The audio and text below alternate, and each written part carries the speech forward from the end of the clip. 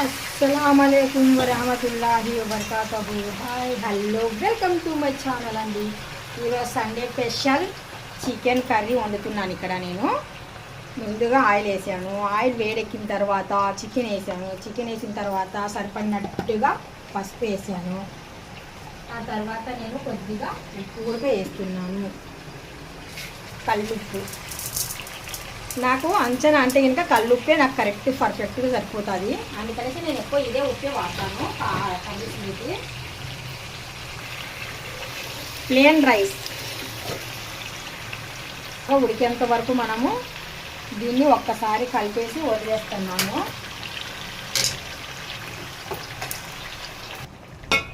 కొద్దిసేపు బాగా ఉడకాలి అది, అందుకనేసి ప్లేట్ మూసేసి వదిలేస్తున్నాను. ముందుగా ఒక మిక్సీ జార్ తీసుకున్నాను. ఇందులో ఎండు కొబ్బరి వేస్తున్నానండి. పౌడర్ చేద్దాము. ఎండు కొబ్బరి పౌడర్ చేసి పెట్టాను. ఇప్పుడు మాత్రం ఇందులో నేను ఆనియన్ ముక్కలు చేసి బాగా ఫ్రై చేశానండి.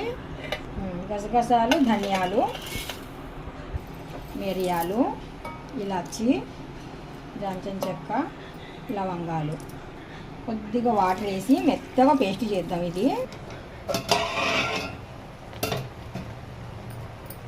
ఇలాగ బాగా ఉడికేటప్పుడు ఇప్పుడు ఒక్కసారి మళ్ళీ కలుపుతున్నాను.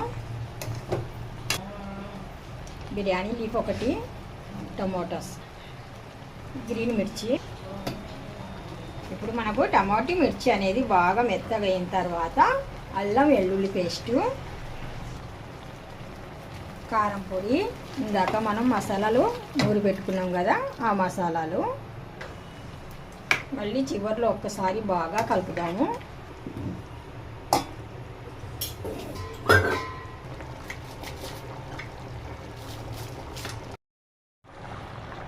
ఇందులో మంచి టేస్టు బాగా తిక్కుగా రావాలంటే కొద్దిగా వెండి కొబ్బరి ఒకసారి మళ్ళీ బాగా కలిపేద్దాము.